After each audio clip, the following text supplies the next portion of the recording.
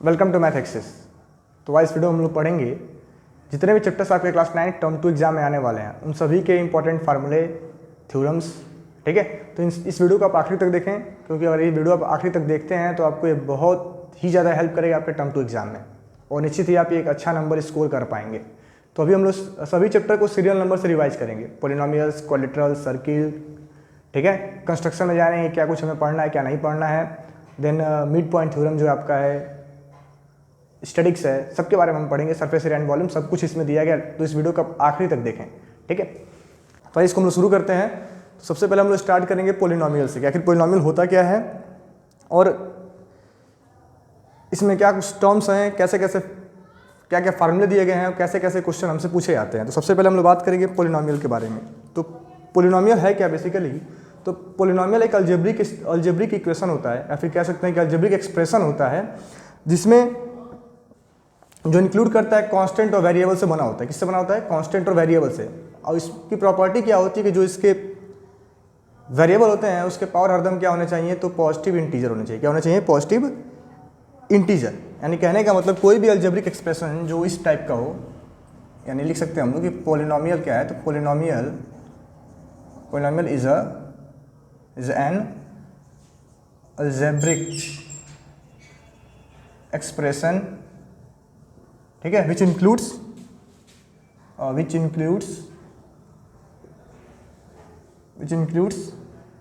variables and constant, which includes variables and constant, ठीक है, in which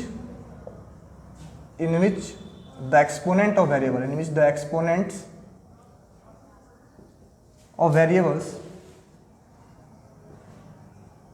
are a positive integers कह सकते हैं, या फिर कह सकते हैं कि आर होल नंबर्स। ठीक है, तो देखिए इसका मतलब यह है कि पॉलिनोमियल क्या होता है। तो पॉलिनोमियल भी एक अलजेब्रिक एक्सप्रेशन है। इसमें जो इसके वेरिएबल्स होते हैं उसका जो एक्सपोनेंट होना चाहिए हरदम क्या होना चाहिए? एक पॉजिटिव इंटीजर होना चाहिए। जैसे एग्जांपल ले सकते हैं हम लोग कि 2x² + 4x + 6, या फिर एक और एग्जांपल हम लिख सकते हैं 6x³ + 5x² + 8x + 5। ठीक है, अब ये कुछ एग्जांपल्स है किसके? तो पॉलिनोमियल्स के। इनमें जो x² के पहले नंबर लिखा है 2, x के पहले नंबर लिखा है 4, या फिर x³ के पहले लिखा गया है 6, x² के पहले लिखा है 5, x के पहले लिखा है 8, इन सबको हम क्या कहते हैं? तो कोफिशिएंट्स। क्या बोलते हैं? तो कोफिशिएंट्स ऑफ वेरिएबल। तो मैं आशा करता हूँ कि समझ में आ गया हो कि कोफिशिएंट क्या होता है। तो कोफिशिएंट कहने का मतलब कि मानिए हमें फाइंड करना हो कोफिशिएंट ऑफ x², तो x² के पहले जो नंबर यहाँ नोट है 2, इसको हम बोलते हैं कोफिशिएंट ऑफ x²। x³ के पहले जो नंबर लिखा गया है इसको हम बोलते हैं कोफिशिएंट ऑफ x³। जो भी नंबर्स लिखे गए हैं वेरिएबल के पहले उसको बोला जाता है कोफिशिएंट। क्या बोला जाता है? कोफिशिएंट। ठीक है, और पॉलिनोमियल्स को हम डिनोट करते हैं कैसे? तो इनको हम डिनोट करेंगे लाइक px या फिर qx कह सकते हैं। ठीक है, x क्या शो करता है? तो x शो करता है कि जो भी पॉलिनोमियल आपको दिया गया है वो x वेरिएबल में है। मानिए मैं अगर लिखता हूँ यहाँ पे pt, तो pt का मतलब ये है कि जो भी अब जो अगला जो हमें पॉलिनोमियल दिया गया है उस पॉलिनोमियल का वेरिएबल क्या है? तो t वेरिएबल है। ठीक है, तो ये था पॉलिनोमियल्स के बारे में। अब इसमें कुछ टर्म्स होते हैं, टाइप्स ऑफ पॉलिनोमियल। अब पॉलिनोमियल्स को कई सारे टाइप्स में डिवाइड किया गया, जैसे कि on the basis of degree, on the basis of terms. Polynomials के कई सारे टाइप्स बताए गए हैं। तो पहले हम उसको भी जानेंगे, क्योंकि क्वेश्चन एग्जाम में इससे भी पूछा जाता है कि जो गिवन पॉलिनोमियल है वो किस टाइप का है, on the basis of degree, on the basis of terms. ठीक है, तो सबसे पहले तो हम लोग बात करेंगे कि आखिर जो पॉलिनोमियल होते हैं वो कितने टाइप के होते हैं डिग्री के हिसाब से। ठीक है, तो पहले तो मान लेते हैं कि हमको एग्जाम्पल ले लेते हैं। जैसे मैंने यहाँ पे अभी एग्जाम्पल लिखा था कि 2x² + 4x + 6, और एक और एग्जाम्पल है कि 6x³ + 8x² + 4x - 5। अब हम लोग पहले समझते हैं कि डिग्री क्या होता है। डिग्री का मतलब ये होता है कि highest exponent of variable in the polynomial. जो भी पॉलिनोमियल हमें दिया गया है उसमें जो भी पॉलिनोमियल हमें दिया गया, जो कुछ भी पॉलिनोमियल हमें दिया जाए उसमें जो भी वेरिएबल्स हैं, अगर x वेरिएबल में है तो x का एक्सपोनेंट मान लेते हैं कि y वेरिएबल में लिखा है 6y² + 5y + 3, ये y वेरिएबल का पोलिनोमियल है, तो इसमें y का हाईएस्ट एक्सपोनेंट उसको हम बोलते हैं डिग्री। जैसे यहाँ सबसे बड़ा पावर क्या है, x का एक्सपोनेंट क्या है 2 है, तो इसकी डिग्री क्या हो जाएगी, इसकी डिग्री हो जाएगी 2, इसकी डिग्री क्या हो जाएगी 2।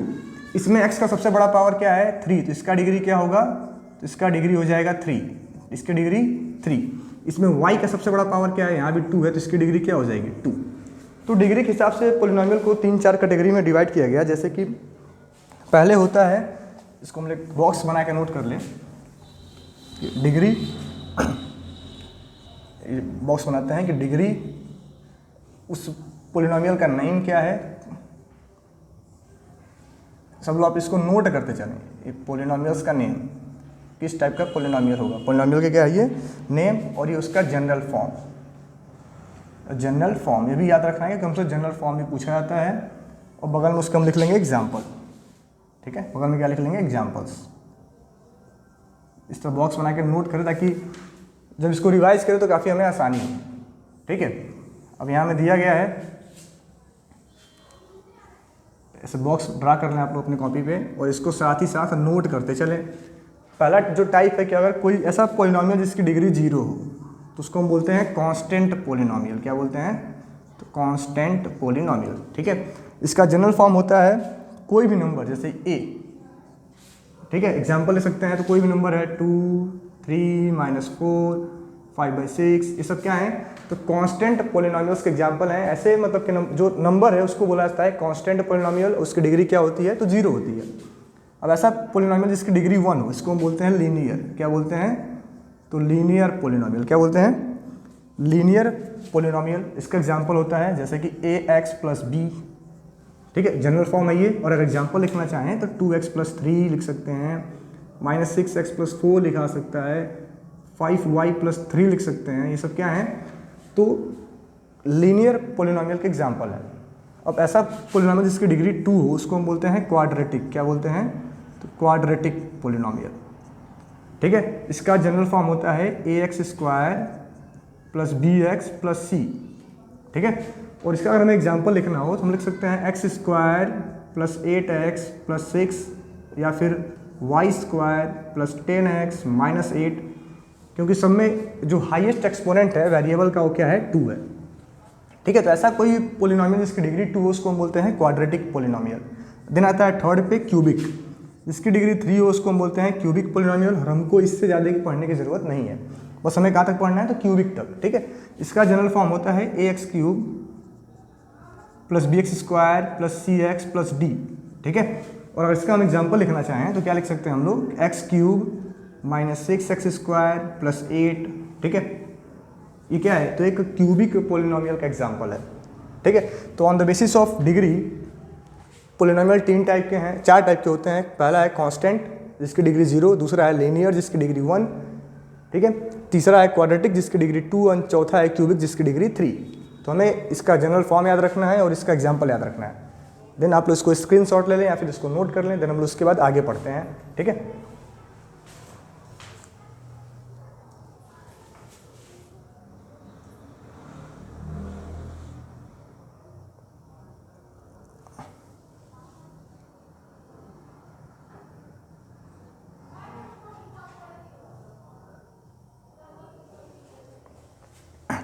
तो आगे हम लोग जानेंगे कि on the basis of terms polynomial कितने टाइप्स के होते हैं। ठीक है, अभी तो डिग्री के बारे में हम लोग पढ़े हैं, on the basis of degree. दिन हम लोग बात करेंगे on the basis of term polynomial कितने टाइप के होते हैं।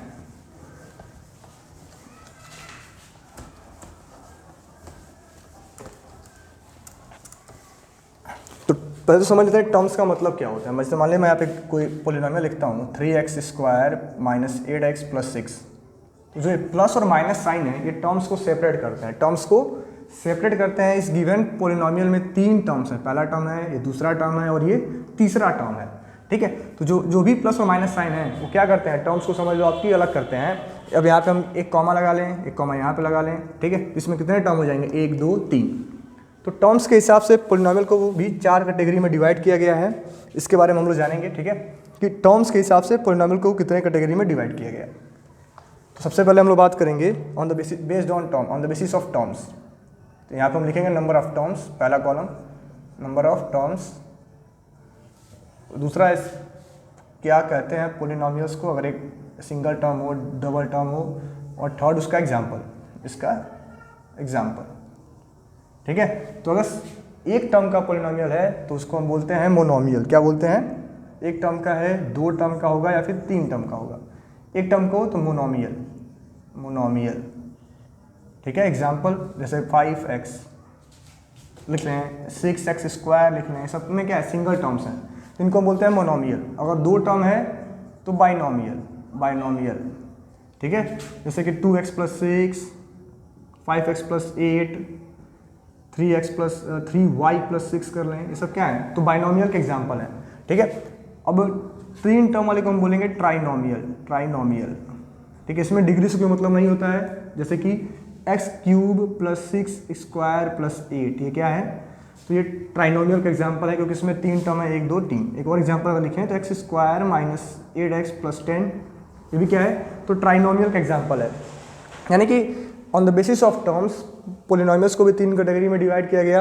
एक टर्म वाले को बोला गया मोनोमियल, दो वाले को बाइनोमियल, तीन वाले को ट्राइनोमियल, ठीक है। देन अब हम लोग बात करेंगे कि फैक्टर थ्योरम क्या होता है, रिमाइंडर थ्योरम क्या होता है, ठीक है। इसको आप लोग नोट कर लें या फिर स्क्रीनशॉट लेके रख लें।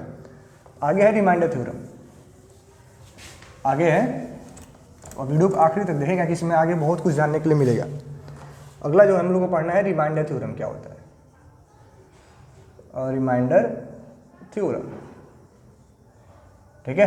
तो रिमाइंडर थ्योरम का मतलब ये है कि क्या होता है, हम लोग को क्लास बहुत छोटे क्लास में पढ़ाया जाता है कि अगर हम किसी नंबर को किसी नंबर से डिवाइड कर रहे हैं, तो मान लीजिए कोई नंबर है, कोई नंबर मान लीजिए 65 है, इसको हम डिवाइड कर रहे हैं किससे? 2 से।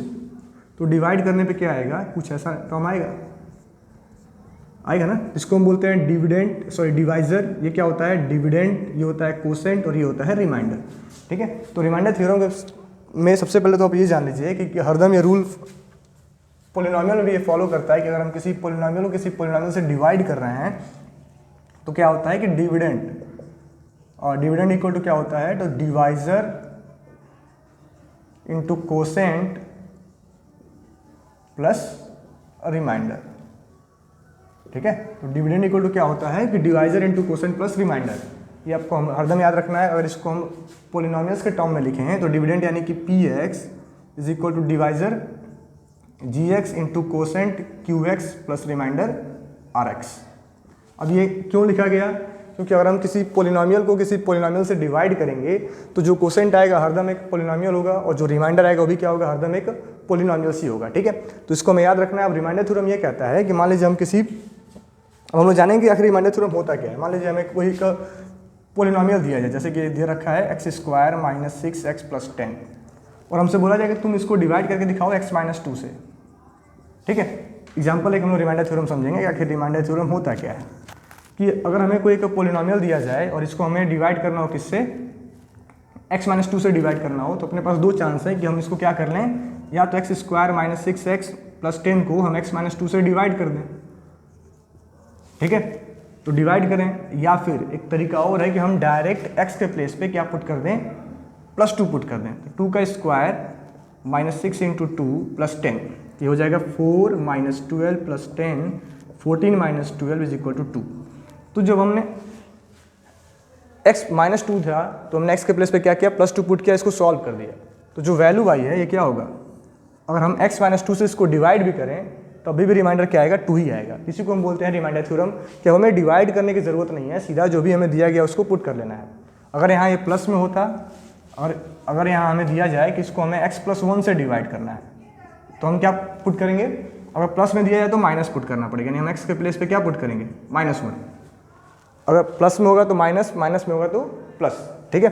तो इस तरीके से हम रिमाइंडर फाइंड कर सकते हैं, इसको हम बोलते हैं रिमाइंडर थ्योरम, ठीक है। यानी हमें अब डिवाइड करने की जरूरत नहीं है, जो जिससे भी डिवाइड करने को दिया जाए डायरेक्ट उसको x के प्लेस पे पुट कर देना है, ठीक है। देन अब हम आगे जानेंगे और इसमें हमें पोलिनोमियल्स में क्या पढ़ना है। पिछले वीडियो में मैंने आपको एनसीईआरटी से सभी इंपॉर्टेंट क्वेश्चन मार्क कराए थे, उसको तो आप लोग 100% प्रैक्टिस कर लें, ठीक है। देन आगे आता है फैक्टर थ्योरम। अब फैक्टर थ्योरम क्या कहता है? फैक्टर थ्योरम ये कहता है कि अगर हमें कोई पोलिनोमियल px दिया जाए, ठीक है, और इसको हम किसी QX किसी GX पोलिनोमियल से डिवाइड कर रहे हैं, क्या करने जाए, किसी GX पोलिनोमियल से डिवाइड कर रहे हैं। एक PX एक पोलिनोमियल है और इसको हम GX पोलिनोमियल से डिवाइड कर रहे हैं, तो कोसेंट कुछ आएगा QX और रिमाइंडर मानते हैं क्या आ जाए 0, रिमाइंडर क्या हो जाए 0। यानी कि अगर हम किसी पोलिनोमियल PX को हम किसी दूसरे पोलिनोमियल से डिवाइड कर रहे हैं और डिवाइड करने पर रिमाइंडर कितना बच जाए 0 आ जाए, तो हम बोल देंगे जो पोलिनोमियल इसको डिवाइड कर रहा है वह क्या है, तो गिवन पोलिनोमियल का फैक्टर है। क्या है, गिवन पोलिनोमियल का फैक्टर है। तो ये होता है फैक्टर थ्योरम। कि अगर हम रिमाइंडर फाइंड कर रहे हैं बाय रिमाइंडर थ्योरम और रिमाइंडर अगर 0 आ जाए तो उसको हम बोल देंगे कि जो भी टर्म हमें दिया गया है वो क्या है, तो उसका फैक्टर है। जैसे कि एग्जांपल एक समझते हैं कि मान लेते हैं कि हमें एक पोलिनोमियल दिया गया है x² - 4x + 4 और इसको हम डिवाइड कर रहे हैं किससे, x - 2 से। किससे डिवाइड कर रहे हैं, x - 2 से, यानी कि हम x के प्लेस पे क्या पुट कर रहे हैं, तो 2 पुट कर रहे हैं। यानी 2 का स्क्वायर -4 × 2 + 4, 2 का स्क्वायर 4, 4 2 8 + 4, यानी कि 8 में से 8 माइनस करें आंसर क्या आ गया 0। यानी कि जब हमने x के प्लेस पे 2 पुट किया, रिमाइंडर फाइंड किया, रिमाइंडर क्या आ गया 0 आ गया, मतलब ये वाला इसका फैक्टर है।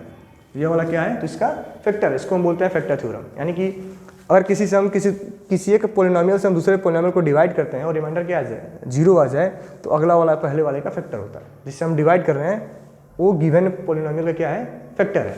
ठीक है, देन हम लोग बात करेंगे इसमें आगे कि कुछ ऐसी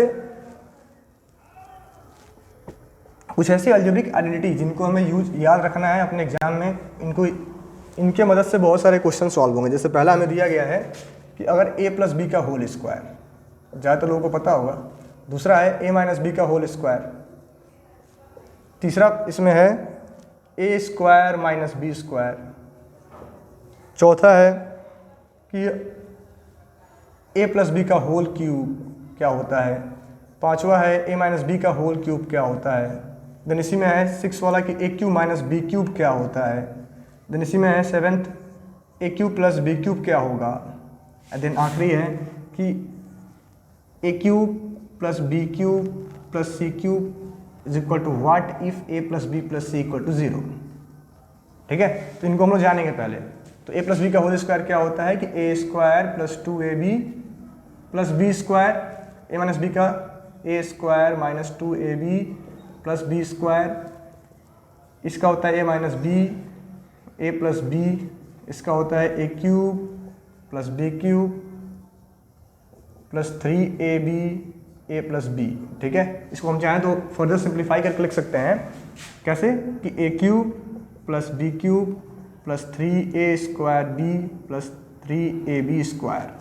ठीक है, देन इसका क्या होता है कि a³ - b³ - 3ab a - b।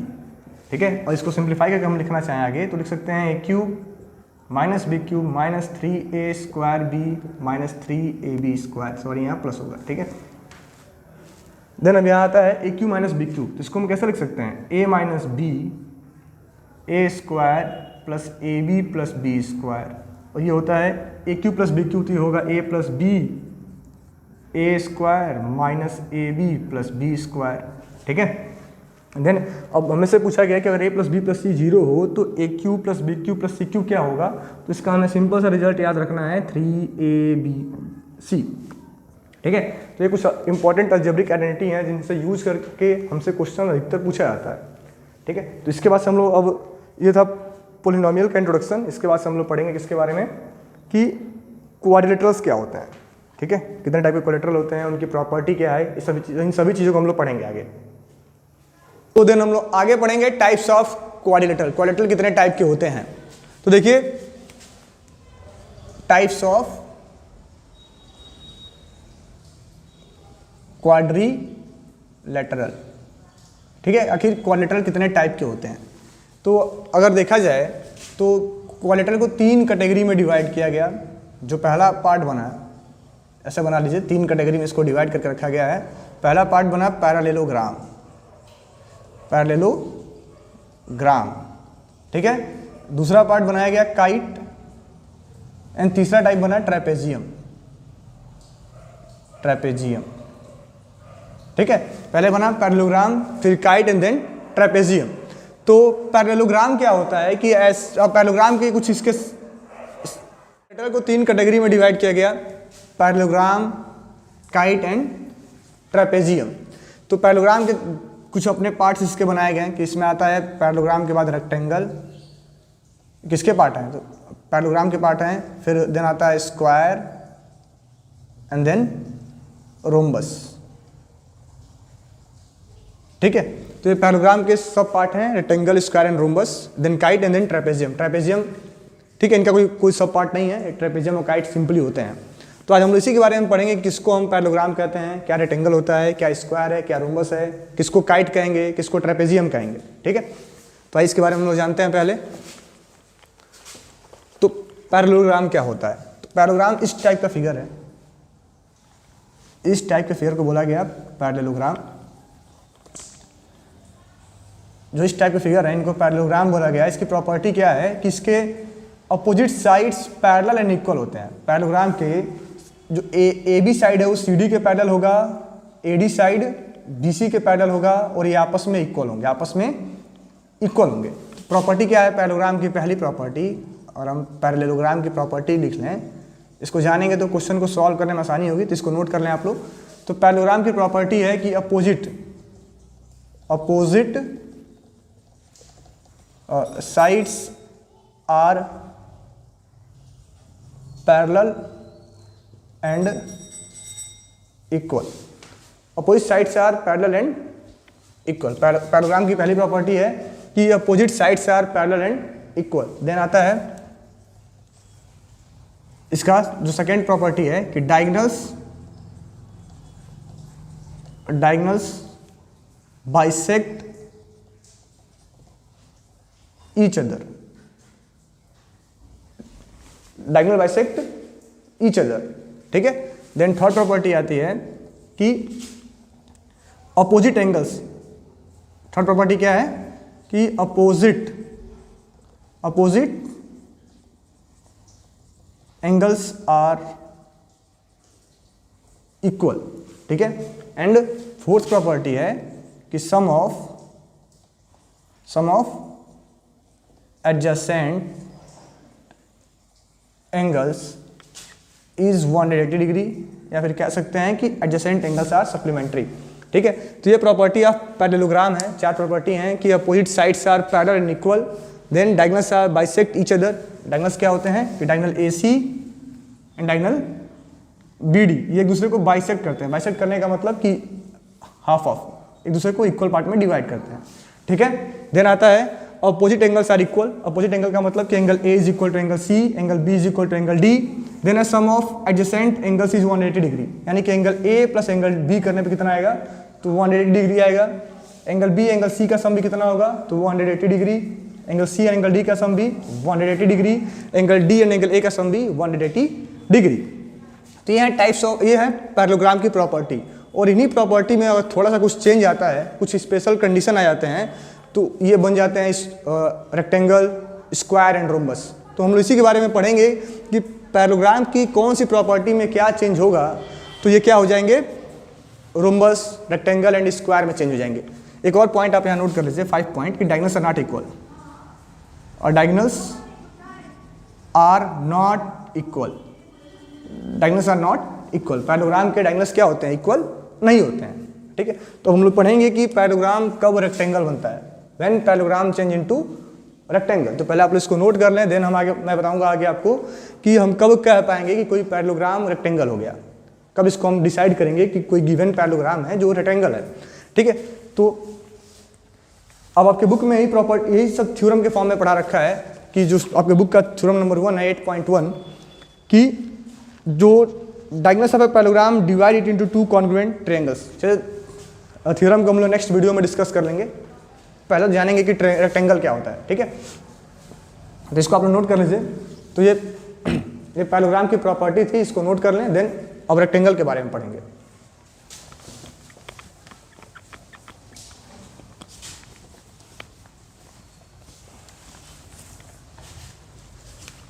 Rectangle इस टाइप का फिगर होता है।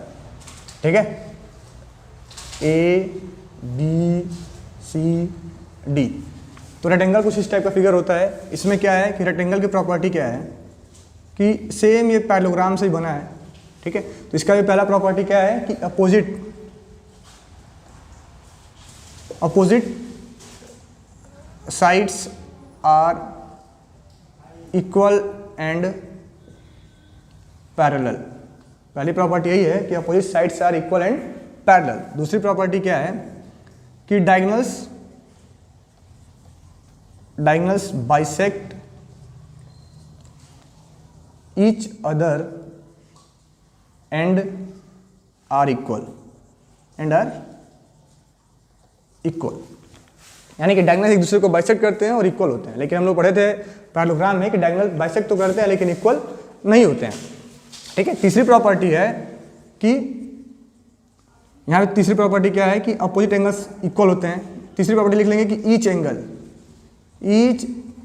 एंगल ऑफ रेक्टेंगल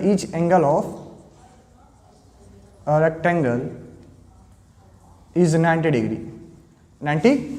डिग्री, ठीक है। रेक्टेंगल का हर एक एंगल कितने का होता है? 90 डिग्री का होता है। लेकिन पैरेललोग्राम में कुछ ऐसा नहीं पढ़ाया गया था कि हर एक एंगल 90 डिग्री का होगा, ठीक है। यानी कहने का मतलब कि हम कब कह सकते हैं कि कोई पैरेललोग्राम रेक्टेंगल बन गया है, ये कब कह सकते हैं कि कोई पैरेललोग्राम दिया हुआ है कि रेक्टेंगल है, जब उसके हर एक एंगल कितने के हो जाए? 90 डिग्री के हो जाए। यानी कोई भी एक एंगल अगर हम 90 डिग्री दिखा देंगे कि पैरेललोग्राम का कोई गिवन एंगल 90 डिग्री का है तो क्या बन जाएगा? रेक्टेंगल बन जाएगा। या फिर हम ये कह दें कि गिवन पैरेललोग्राम के डायगोनल्स क्या हैं? इक्वल हैं, तो भी क्या हो जाएगा? रेक्टेंगल हो जाएगा, ठीक है। तो इतना ही डिफरेंस है रेक्टेंगल और पैरेललोग्राम के प्रॉपर्टी में कि उसके डायगोनल बराबर नहीं होते हैं, इसके डायगोनल बराबर होते हैं। उसका कोई हर एक एंगल कुछ फिक्स नहीं है, लेकिन इसका हर एक एंगल कितने का होगा? 90 डिग्री का होगा। यहाँ भी क्या है? तो सम ऑफ एडजेसेंट एंगल 180 डिग्री है। तो सारी प्रॉपर्टी पैरेललोग्राम की सेम है, बस डिफरेंट क्या आया है कि उसके डायगोनल बराबर नहीं होंगे, इसके डायगोनल बराबर होंगे, और इसका हर एक एंगल कितने का होगा? तो 90 डिग्री का होगा, ठीक है। हर एक एंगल कितने का होगा? तो 90 डिग्री का होगा। तो इसको नोट कर लें आप लोग। देन सेकेंड टॉपिक जो है, अगला टॉपिक हम लोग का रोम्बस। क्या है? रोम्बस।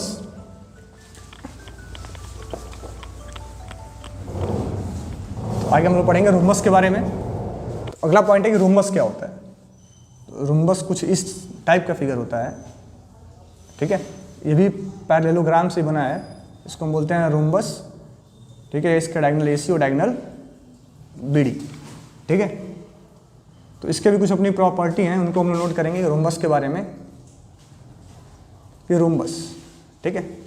देखिए रोम्बस की पहली प्रॉपर्टी क्या है कि इसके अपोजिट्स, इसके क्या होते हैं? इसके भी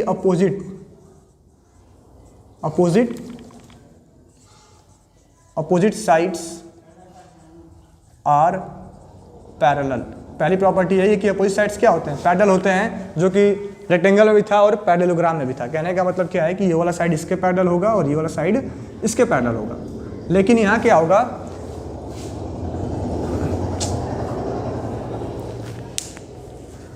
यहाँ क्या है कि opposite sides are parallel. Then third second property है कि all the sides are equal. जितने भी इसके चार साइड होते हैं, चारों साइड क्या होंगी? आपस में बराबर होंगी। ये सब के सब आपस में क्या होंगे? इक्वल होंगे। लेकिन पैरेललोग्राम में क्या था कि सिर्फ अपोजिट साइड्स इक्वल होते हैं और पैरेलल होते हैं। इसमें क्या है कि चारों साइड आपस में इक्वल होंगे, ठीक है। देन यहाँ भी क्या है कि diagonals bisect each other eight 90 degree यानी कि राइट एंगल, ठीक है। डायगोनल बाइसेक्ट तो करते हैं, लेकिन किस पे करते हैं? तो राइट एंगल पे करते हैं। यानी कि डायगोनल एक दूसरे को बाइसेक्ट करते हैं, हाफ ऑफ करते हैं, लेकिन बीच में एंगल कितने का बनाते हैं? 90 डिग्री का। Diagonal bisect each other at right angle, ठीक है। देन फोर्थ प्रॉपर्टी आती है कि sum of adjacent angles is 180 degree. And जो एडजेसेंट एंगल होते हैं वो क्या होते हैं कि सप्लीमेंट्री होते हैं। एडजेसेंट एंगल का सम कितना होता है? तो 180 डिग्री होता है। तो ये रोम्बस की कुछ प्रॉपर्टी है। अब रोम्बस से क्या बन जाता है? स्क्वायर। तो उसका भी अपना कुछ स्पेशल कंडीशन है कि रोम्बस में अगर कुछ हम ऐसे चेंज ला दें, ठीक है, तो वो स्क्वायर बन जाएगा। तो हम वही आज कंडीशन जानेंगे कि रोम्बस में हम क्या चेंजेस करेंगे या क्या कंडीशन चेंज होगा रोम्बस का कि वह स्क्वायर बन जाए, ठीक है। तो अगला जो टाइप हम लोग का स्क्वायर जानेंगे। स्क्वायर क्या होता है, इसकी प्रॉपर्टी क्या होती है। देखिए स्क्वायर ये है, इसको हम स्क्वायर बोलते हैं, ठीक है। A B C D ये स्क्वायर का डायगोनल्स है, ठीक है। तो स्क्वायर की प्रॉपर्टी क्या है, आज इसके बारे में पढ़ेंगे कि इसके में क्या होता है कि अपोजिट साइड्स आर पैरेलल, ठीक है। सेकेंड प्रॉपर्टी क्या है कि all sides are equal, all sides are equal. Same दोनों प्रॉपर्टी किसकी हैं, तो रोम्बस की भी हैं कि अपोजिट साइड्स क्या होती हैं, अपोजिट साइड्स पैरेलल होती हैं, ऑल साइड्स इक्वल होती हैं, ठीक है। थर्ड प्रॉपर्टी है कि डायगोनल्स आर इक्वल। रोम्बस में डायगोनल इक्वल नहीं होते हैं, इसमें क्या होता है, diagonals are equal and bisect each other at right angle, bisect each other at right angle, at right angle. Right angle कहने का मतलब कि 90 डिग्री पे बाइसेक्ट करते हैं। यहाँ पे एंगल कितने का बनेगा, तो 90 डिग्री का बनेगा चारों तरफ, ठीक है, चारों तरफ 90 डिग्री का एंगल बनाएंगे। फोर्थ प्रॉपर्टी है कि each angle is 90 degree, each angle is 90 degree. यानी कहने का मतलब कि ये स्क्वायर की प्रॉपर्टी है। अगर हमें रोम्बस दिया है और हम किसी तरह रोम्बस का एक एंगल दिखा दें कि 90 डिग्री का है, तो क्या बन जाएगा, स्क्वायर बन जाएगा, ठीक है। या फिर हम ये दिखा दें कि इसके रोम्बस के डायगोनल इक्वल हैं, तो क्या चेंज हो जाएगा, स्क्वायर में चेंज हो जाएगा। तो अगर आप इन सभी प्रॉपर्टी को याद रखेंगे तो क्वेश्चन को सॉल्व करने में काफ़ी आसानी होगी, ठीक है। देन जो अगला टाइप है हमारा क्वाड्रिलेटरल का, अभी तो हम लोग पैरेललोग्राम के बारे में पढ़ रहे थे और पैरेललोग्राम के टाइप्स के बारे में। अब देन अगला है काइट। अगला क्या है, तो काइट।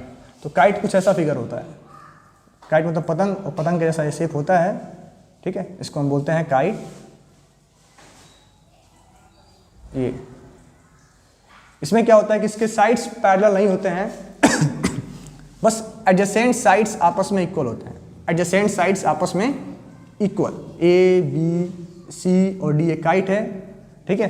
तो क्या लिखेंगे कि ऐसा क्वाड्रिलेटरल जिसमें एडजेसेंट साइड्स आर इक्वल, तो क्या बना लेगा, काइट बन जाएगा। And diagonals are perpendicular bisector of each other, and diagonals bisect each other, diagonals are perpendicular, perpendicular। Diagonals क्या होते हैं, बस आपस में परपेंडिकुलर होते हैं, एक दूसरे को बाइसेक्ट नहीं करते हैं, ठीक है। Diagonals are perpendicular. तो ऐसा फिगर जहाँ पे एडजेसेंट साइड्स इक्वल हो जाए और डायगोनल्स परपेंडिकुलर हो, उसको क्या बोला गया, काइट बोला गया। देन आता है ट्रेपेजियम। क्या आता है, तो ट्रेपेजियम, इनमें कुछ ज़्यादा प्रॉपर्टी नहीं है। ट्रेपेजियम इस साइड इस तरह का फिगर होता है, ठीक है। इसको हम बोलते हैं trapezium, A B C D.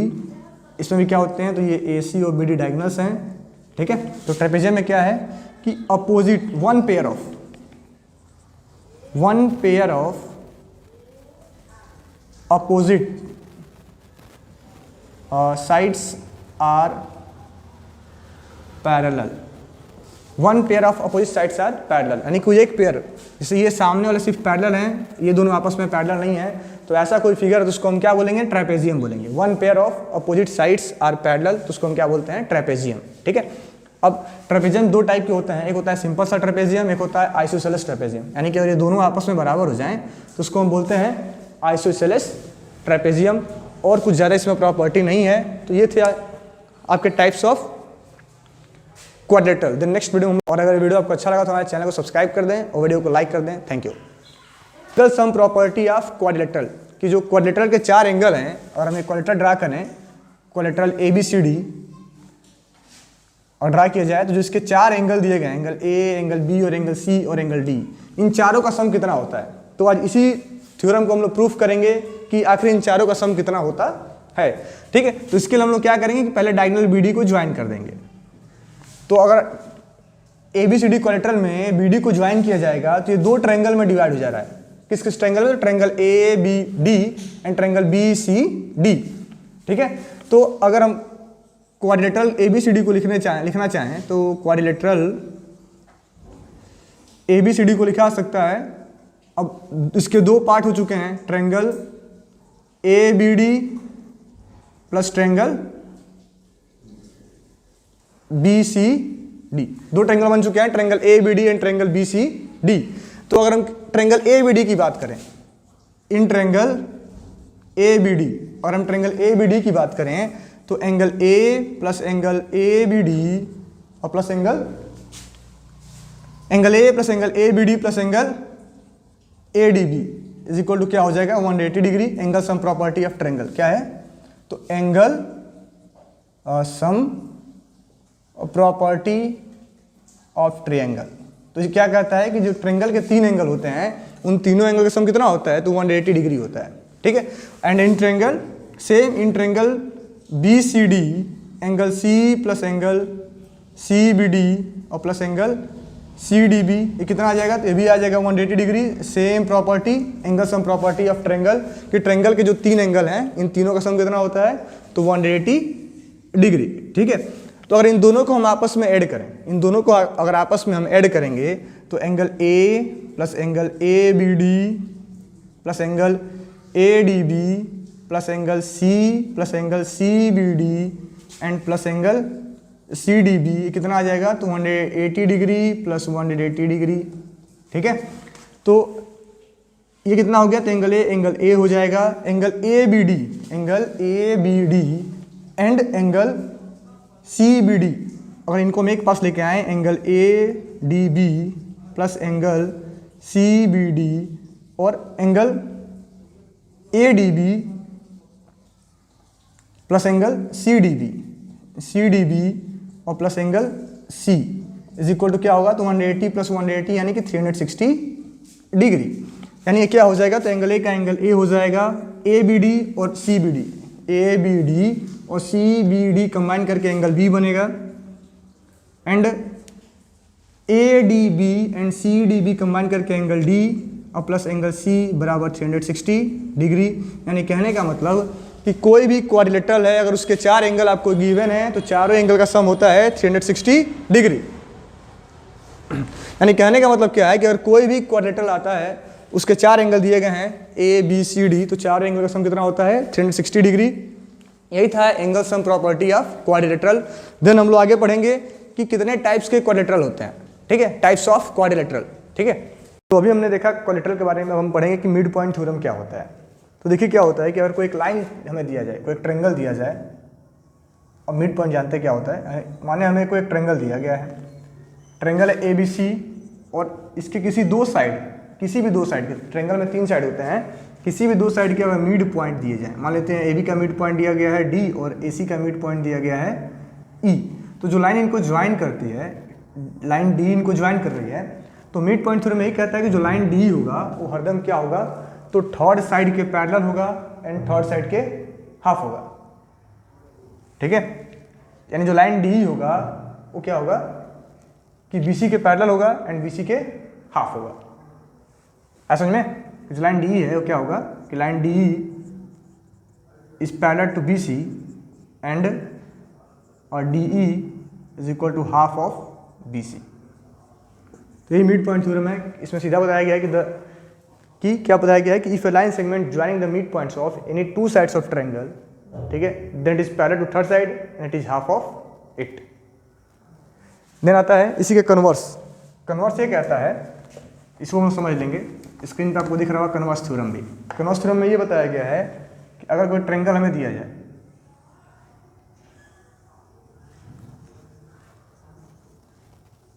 हमें कोई ट्रायंगल दिया गया है ABC और बताया जा रहा है कि AB का मिड पॉइंट क्या है, D है, और कोई एक लाइन है DF जो क्या है पैरेलल टू BC है एंड वो AC को पॉइंट E पे कट कर रहा है, AC को पॉइंट E पे कट कर रहा है। इसका मतलब ये होगा कि जो E होगा वो हरदम क्या होगा, AC का मिड पॉइंट होगा, AC का मिड पॉइंट होगा। इसका मतलब ये है कि if a line drawn through the mid points of any sides of a triangle is parallel to third side, then it cuts the second sides at its mid point. यानी क्या रहा है, इसका मतलब सिंपल से इतना ही है कि कोई ट्रायंगल दिया गया, किसी ट्रायंगल किसी साइड के किसी एक मिड पॉइंट से कोई लाइन हम ड्रा करें जो तीसरे साइड के पैरेलल हो, मतलब वो दूसरे वाले को उसके मिड पॉइंट पे ही कट करेगा। ठीक है, तो इस कन्वर्स का थ्योरम जो है आपको स्क्रीन पे दिख रहा होगा। देन अब इसके बाद हम सबसे पहले हम जानेंगे कि सर्कल क्या होता है। तो कोई भी अगर एक फिक्स पॉइंट हो और इस फिक्स पॉइंट से एक फिक्स डिस्टेंस पे अगर किसी हम पॉइंट को रोटेट कराएंगे तो जो पाथ ट्रेस होता है उसको हम बोलते हैं सर्कल। क्या बोलते हैं, सर्कल। ठीक है, तो जो फिक्स पॉइंट होता है, जो ये फिक्स पॉइंट है, फिक्स पॉइंट, इसको बोला गया सेंटर, एंड जो फिक्स डिस्टेंस है इसको बोला गया रेडियस। क्या बोल दिया गया? तो रेडियस, जो फिक्स पॉइंट है उसको हम सेंटर बोलते हैं, एंड जो फिक्स डिस्टेंस है उसको बोला जाता है रेडियस। तो आज सबसे पहले हम लोग जानेंगे कि सर्किल में कुछ टर्म्स होते हैं कि रेडियस क्या है, डायमीटर क्या है, सर्कमफ्रेंस क्या होता है, आर्क क्या होता है, इन सब चीज़ों को समझेंगे, देन आगे हम लोग सॉल्व करेंगे। तो साइड में स्क्रीन पे आपको दिख रहा होगा जो बुक का पेज है जिसमें आपको समझाया गया है कि आर्क क्या है, माइनर आर्क क्या है। तो हर चीज़ का मैं डिफिनेशन नहीं नोट कर रहा हूँ, बस उसको हम लोग एक्सप्लेन करते हुए चलेंगे कि आर्क किसको कहते हैं, माइनर आर्क क्या होता है, सेकेंड क्या होता है, कॉर्ड क्या होता है। ठीक है, तो आप लोग अपने बुक से उसको इसका डिफिनेशन चेक करते रहें। तो इसमें दिया गया है कि सबसे पहले जो टर्म समझना है कि रेडियस क्या होता है। तो मैंने आपको बताया कि जो फिक्स डिस्टेंस होता है उसको हम बोलते हैं रेडियस, एंड जो फिक्स पॉइंट है, पॉइंट 2, इसको बोला गया सेंटर। क्या बोला गया? सेंटर। देन आता है कि फिक्स डिस्टेंस सेंटर हो गया, एंड ये फिक्स डिस्टेंस जो इसको रेडियस बोल दिए, फिक्स पॉइंट सेंटर हो गया। इसके बाद आता है डायमीटर। तो अगर हम एक और रेडियस यहाँ से ड्रा कर दें सर्किल का, सीधा एकदम स्ट्रेट लाइन, एक ये रेडियस ये हो गया ओ ए, एंड एक रेडियस हो गया आपका ओ बी। तो जो ए बी लाइन सेगमेंट है इसी को बोला गया, ए बी को बोला गया डायमीटर। क्या बोला गया? सर्किल का डायामीटर। ठीक है, और जो डायमीटर होता है क्या होता है? तो 2 टाइम्स होता है रेडियस के, रेडियस का डबल होता है। डायमीटर इक्वल टू क्या होता है? तो 2 टाइम्स रेडियस के। ठीक है, देन इसमें कुछ टर्म्स आते हैं। एक होता है कि मान लीजिए हम एक प्लेन बनाएं और ये एक पेपर है, ये होगा सर्किल, तो इसका जो इंटरनल एरिया है इसको बोलते हैं interior of the circle, and जो बाहर का है इसको बोला जाता है एक्सटीरियर ऑफ द सर्कल। ठीक है, देन अगला पॉइंट आता है कॉर्ड। क्या आता है कि कॉर्ड क्या होता है? तो पहले तो ये समझ लेते हैं कि अगर हम सर्किल ड्रा कर रहे हैं, ये सर्कल है, सेंटर हो गया, जो बाहरी हिस्सा है इसको हम बोलते हैं सर्कमफ्रेंस। क्या बोलते हैं? सर्कमफ्रेंस। देन अगर कोई एक लाइन सेगमेंट है और इस पर हम सर्किल पे 2 पॉइंट बनाए, point A and point B, इनको जब हम ज्वाइन करेंगे ना, तो जो लाइन इनको ज्वाइन करती है, जो लाइन सेगमेंट ए बी है, जो सर्कल को के 2 पॉइंट्स को आपस में ज्वाइन कर रही है, जो 2 पॉइंट सर्किल पर लाई कर रहे हैं, इस लाइन सेगमेंट को बोला गया कॉर्ड। क्या बोला गया? कॉर्ड। ठीक है, इसको क्या बोला जाता है? तो कॉर्ड बोला जाता है। और जो डायमीटर है ये भी क्या आपका है? तो डायमीटर भी एक कॉर्ड ही होता है, और डायमीटर को हम बोलते हैं लॉन्गेस्ट कॉर्ड। डायमीटर क्या होता है? तो diameter is the longest chord. इसको याद कर लेंगे, diameter is the longest chord. क्या होता है डायमीटर? लॉन्गेस्ट कॉर्ड होता है। एंड उसके बाद से आता है कि सेकेंड क्या होता है। तो ये तो कॉर्ड समझ में आ गया होगा। देन इसके बाद से आता है सेकेंड। तो सेकेंड का मतलब ये है कि अगर कोई लाइन सेगमेंट है, कोई लाइन सेगमेंट है, तो एक लाइन, ठीक है, सर्किल को कट करते हुए चला जाए तो इसको हम बोलते हैं सेकेंड। क्या बोलते हैं? सेकेंड। और सेकेंड जो है सर्किल को 2 हिस्सों में डिवाइड कर देता है। ठीक, एक छोटा सा हिस्सा है, ऊपर वाला बड़ा हिस्सा। ठीक है, तो इसको बोला जाता है सेकेंड। अब अगर ये सर्किल है और सर्किल का जो आउटर बाउंड्री, इसको हम कहते हैं सर्कमफ्रेंस। क्या कहते हैं? सर्कमफ्रेंस। तो अगर सर्कमफ्रेंस का एक छोटा सा हम हिस्सा ले लें, मान लीजिए कि हिस्सा ए, ये वाला जो डार्क हिस्सा है, छोटा सा सर्किल का पार्ट सर्कमफ्रेंस का, इसको बोला जाता है आर्क। क्या लिखते हैं इसको हम? तो आर्क।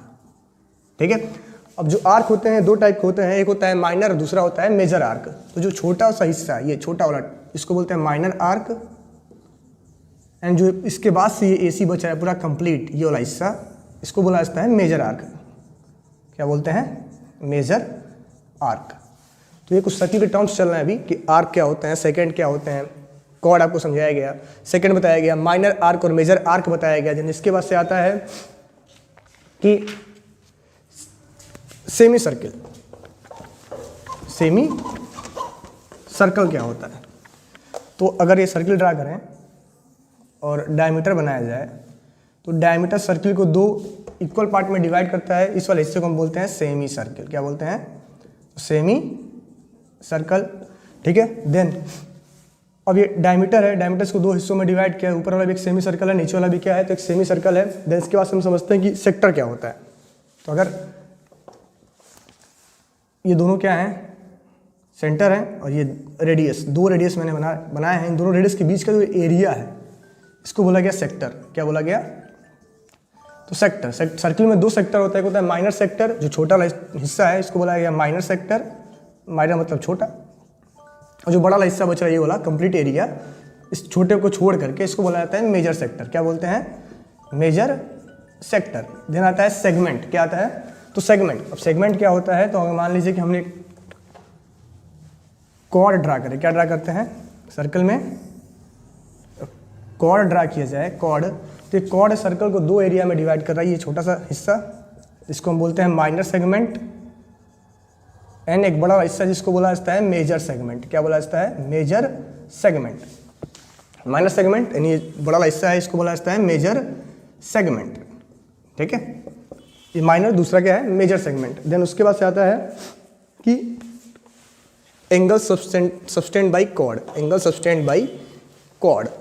ठीक है, मान लीजिए कि हम कॉर्ड बनाएं, ठीक है, ये कॉर्ड हो, chord A B, chord A B से और ये सेंटर ओ है, इनको ज्वाइन करें तो ए बी द्वारा सेंटर पे जो एंगल बना है इसको बोलते हैं कि जो कॉर्ड ए बी है वो सेंटर पे एंगल सब्सटेंस कर रहा है, angle A O B, and chord A B circumference पे कहीं एक एंगल बना रहा है, angle A P B. Angle A P B कहाँ बना है? तो सरकमफ्रेंस पे बना है, सरकमफ्रेंस पे। And angle A O B कहाँ बना है? तो ये बना है आपका सेंटर पे। किसके द्वारा बना है? तो कॉर्ड ए बी के द्वारा, कॉर्ड ए बी। ठीक है, तो हमें याद रखना है कि कॉर्ड ए बी सेंटर पे एंगल ए ओ बी बना रहा है एंड सरकमफ्रेंस पे angle A P B subtend कर रहा है। क्या कर रहा है? सब्सटेंड। ठीक है, यानी कि क्रिएट कर रहा है, बना रहा है। ठीक है, देन इसके बाद सब कुछ इंपॉर्टेंट टर्म्स आते हैं कि दो सर्किल इक्वल कब होंगे? जब दोनों का रेडियस क्या होगा? सेम होगा। अगर दो सर्कल दिए गए हैं, दोनों का रेडियस क्या है? एक सर्कल दिया गया है और एक दूसरा सर्कल दिया गया है, और दोनों का रेडियस बोला है कि दोनों का रेडियस क्या है? इक्वल है। इसका रेडियस R2, इसका R1 है। अगर दोनों का रेडियस R1 बराबर R2 दिया गया है तो मतलब दोनों सर्किल आपस में इक्वल हैं, उनको हम बोलते हैं कॉन्ग्रुएंट सर्किल। क्या बोलते हैं? Congruent circle. ठीक है, तो दो सर्किल इक्वल तभी होंगे जब दोनों का रेडियस सेम होगा। देन अब कुछ इंपॉर्टेंट थ्योरम्स दिए गए हैं जिनको यूज करके हमें अपने क्वेश्चन को सॉल्व करना है। तो पहला थ्योरम जो दिया गया है कि पहला थ्योरम यहाँ बोला गया, पहला थ्योरम दिया गया है, इसमें जो पहला थ्योरम दिया गया है कि the straight line drawn from the centre of a circle to bisect a chord which is not a diameter is perpendicular to the chord. यानी कहने का मतलब कि अगर एक सर्किल दिया गया है और एक कॉर्ड है, अगर कॉर्ड ए बी पे हम सेंटर से कोई स्ट्रेट लाइन ड्रा करें, मान लीजिए कि सेंटर ओ है, ओ से ओ एम बनाया गया कॉर्ड पे, लाइन ओ एम बनाया गया कॉर्ड पे, जो कॉर्ड को दो इक्वल पार्ट में डिवाइड कर रहा है। इसका मतलब ये है कि O M is perpendicular to A B. ठीक है, ये पहला थ्योरम है कि if a straight line drawn from centre to the chord bisect the chord then it is perpendicular to the chord. तो ये क्यों होता है इसको हम जान लें, इसको प्रूफ इसका देख लें। तो मान लीजिए इसको हम ज्वाइन करते हैं। ठीक है, तो अगर देखा जाए इन ट्रायंगल, यहाँ दो ट्रायंगल बनेंगे, triangle A M O and triangle B M O. Already बताया गया कि एम और परपेंडिकुलर है, तो क्या हो जाएगा? A M is equal to M B, क्योंकि दोनों इक्वल हैं, दे रखा है। ओ एम क्या है? तो दोनों में कॉमन है। ठीक है, and angle M is equal to angle A M O is equal to angle B M O, each 90 degree, each 90 degree. Therefore triangle A M O is congruent triangle B M O by side angle side. ठीक है, तो side angle side से क्या proof हो गया कि दोनों के दोनों आपस में क्या है?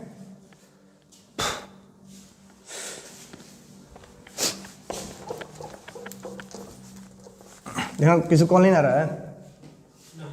ठीक है, तो जो ये थ्योरम दिया गया इसको सबसे पहले हम लोग प्रूफ करेंगे। तो इसमें दे रखा है कि जो हम लाइन ड्रा कर रहे हैं, तो जो ओएम लाइन है इनको दो ट्रायंगल में डिवाइड कर रही है, triangle A M O and triangle B M O.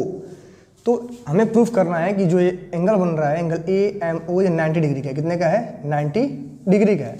तो यहाँ हमें दे रखा है कि जो ए एम है वो बी एम के इक्वल है, क्योंकि पहले बताया गया है कि जो लाइन ओ एम ड्रा की गई है वो कॉर्ड को दो इक्वल पार्ट में डिवाइड कर रहा है। ठीक है, and O A is equal to क्या हो जाएगा? ओ बी, क्योंकि दोनों क्या हैं कि रेडियस हैं सेम सर्किल के, सेम सर्किल के क्या है? तो रेडियस हैं। और line O M is equal to O M क्या हो जाएगा? कॉमन, दोनों में सेम है तो कॉमन हो जाएगा। यानी triangle A M O is congruent triangle B M O by side side side. ठीक है, यानी सिंपलिसिटी में हमें मिल जा रहा है कि ए एम ओ बराबर B M O by C P C T. CP CT। और ये क्या है, तो कि स्ट्रेट लाइन है, इसका मतलब ये हुआ कि AMO plus BMO is equal to क्या होना चाहिए, तो 180 डिग्री बाय लीनियर पेयर। किससे, तो लीनियर पेयर, ठीक है। यानी कि 2 times angle AMO is equal to 180 degree, angle AMO is equal to क्या हो जाएगा, तो 90 डिग्री। और हमें यही प्रूफ करना था, क्योंकि दोनों बराबर हैं और जब इनमें से कोई एक 90 डिग्री का होगा तो दोनों क्या होंगे, 90 डिग्री के हो जाएंगे। इसका मतलब ये है कि इस थ्योरम का मतलब ये है कि अगर हम सेंटर से कॉर्ड पे हम कोई लाइन ड्रा करें, जो कॉर्ड को 2 इक्वल पार्ट में डिवाइड करेगा, तो 100% कॉर्ड के परपेंडिकुलर ही होगा। क्या होगा, परपेंडिकुलर होगा। यानी कि यहाँ पे एंगल हरदम कितने क्रिएट होगा, 90 डिग्री का क्रिएट होगा। ये पहला थ्योरम था। देन सेकेंड थ्योरम है कि इसी का कन्वर्स है, इसी का कन्वर्स। इसमें क्या बताया गया है कि the perpendicular to a chord from the centre of the circle bisect the chord. यानी ये कहा जा रहा है कि सर्कल है और हम सेंटर से इस पे परपेंडिकुलर बना रहे हैं। क्या बना रहे हैं, OM परपेंडिकुलर टू AB। तो हमें प्रूफ करना है कि जो AM होगा वो MB के बराबर होगा, ठीक है। यानी थ्योरम यही है कि अगर सेंटर से हम कॉर्ड पे परपेंडिकुलर बनाएंगे तो कॉर्ड को 100% 2 इक्वल पार्ट में डिवाइड करता है, यानी AM इक्वल टू क्या हो जाएगा, MB हो जाएगा। तो इसको हम लोग कैसे प्रूफ करेंगे, तो same in triangle AMO and triangle BMO, ठीक है। तो ये क्या हो जाएगा, OM is equal to OM। Already book में प्रूफ लिखा गया, बस मैं समझा दे रहा हूँ कि OM is equal to OM common है। OA is equal to OB, same reason, दोनों क्या है, सेम सर्किल के रेडियस हैं। And angle AMO is equal to angle BMO, each 90 degree हमें गिवन है। यानी triangle AMO is congruent triangle BMO by side angle by RHS। क्यों RHS है, क्योंकि दोनों का हाइपोटेनस सेम है, साइड कॉमन है और एक एंगल 90 डिग्री का है, इसलिए RHS से क्या हो गया, कॉन्ग्रुएंट हो गया, ठीक है। तो CP/CT में हमें क्या मिलेगा, AM is equal to MB by CP/CT। तो हमें यही प्रूफ करना था।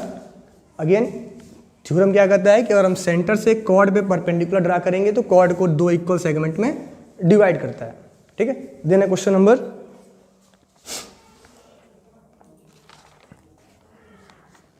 देन है थ्योरम 3।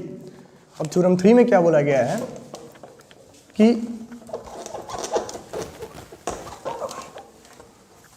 इसमें बताया जा रहा है कि equal chords of a circle are equidistance from the centre. यानी कहने का मतलब कि अगर एक सर्किल है और हम 2 कॉर्ड इक्वल कॉर्ड्स ड्रा करें, chord AB and chord CD, ये दोनों कॉर्ड के आपस में इक्वल हैं, AB एंड CD। तो हमें बताना है कि इन दोनों का डिस्टेंस सेंटर से सेम होगा। ये डिस्टेंस OM और ON दोनों क्या होंगे, तो सेम होंगे। तो यहाँ भी हम लोग ट्रायंगल ड्रा कर रहे हैं, ट्रायंगल ये और ट्रायंगल ये, ठीक है। तो हमें शो करना है कि OM इज इक्वल टू क्या होगा, ON होगा। यानी कि थ्योरम ये कहता है कि अगर 2 कॉर्ड बराबर हैं तो दोनों का सेंटर से डिस्टेंस क्या होगा, तो सेम होगा, ठीक है। देन तो इसको कैसे प्रूफ कर सकते हैं, तो in triangle BMO and triangle CON OM sorry angle M is equal to angle N, क्योंकि हमने परपेंडिकुलर ड्रा किया है दोनों को। OB इज इक्वल टू क्या हो जाएगा, तो OC हो जाएगा, क्योंकि दोनों क्या है, सेम सर्किल के रेडियस हैं। And BM is equal to CN हो जाएगा, क्योंकि half of AB is equal to half of CN होगा। तो दोनों कॉर्ड क्या है, आपस में इक्वल थे और सेंटर हमने इस पर परपेंडिकुलर ड्रा किया है, मतलब इनको बाइसेक्ट करेगा। अभी हम लोग प्रूफ करके आए हैं। तो जब AB और CD दोनों आपस में बराबर हैं तो दोनों का हाफ करने पे भी क्या आएगा, सेम ही आएगा। यानी क्या हो जाएगा, BM इक्वल टू CN हो जाएगा। यानी triangle BMO is a congruent triangle CON by side by RHS। क्यों, तो 90 degree hypotenuse equal and side equal, तो बाई RHS दोनों कॉन्ग्रुएंट हो जाएंगे। CP/CT में क्या मिलेगा, तो OM is equal to ON by CP/CT। और हमें यही प्रूफ करना था। यानी थ्योरम क्या कहता है कि equal chords are equidistance, यानी अगर कॉर्ड बराबर हैं तो उन दोनों का सेंटर से डिस्टेंस भी क्या होगा, इक्वल ही होगा, ठीक है। देन है क्वेश्चन, देन नेक्स्ट थ्योरम है इसका कन्वर्स, कि chords of a circle that are equidistance from the centre are equal, ठीक है। यानी ऐसे कॉर्ड सर्किल के जो जिनका सेंटर से डिस्टेंस सेम है वो इक्वल होंगे। यानी यहाँ हमें ये दे रखा है कि O M is equal to O N है, तो हमें प्रूफ करना है कि A B equal to C D होगा। तो सेम ट्रेंगल लेंगे in triangle B M O and triangle C N O, in triangle B M O and triangle C N O. हमें क्या दे रखा है कि ओ एम ओ एन के बराबर है, angle M is equal to angle N each 90 degree है, and O B is equal to O C हो जाएगा क्योंकि दोनों क्या हैं, दोनों सेम होंगे क्योंकि दोनों क्या हैं, सेम सर्किल के रेडियस हैं। तो triangle B M O congruent हो जाएगा triangle C N O by side angle by R H S by R H S. ठीक है, क्यों आर एच एस हुआ है, क्योंकि एंगल 90 क्या है, side equal and hypotenuse equal है, तो बाई आर एच एस दोनों क्या हो गए, तो आपस में कॉन्ग्रुएंट हो गए। रोहित कॉल नहीं आ रहा किसी का।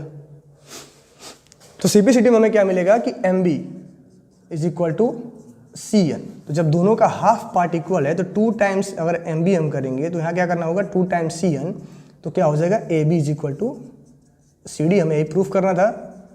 ठीक है, देन जो आखिरी थ्योरम है इस चैप्टर का कि कह रहा है कि there is only one circle passing through 3 given non collinear points.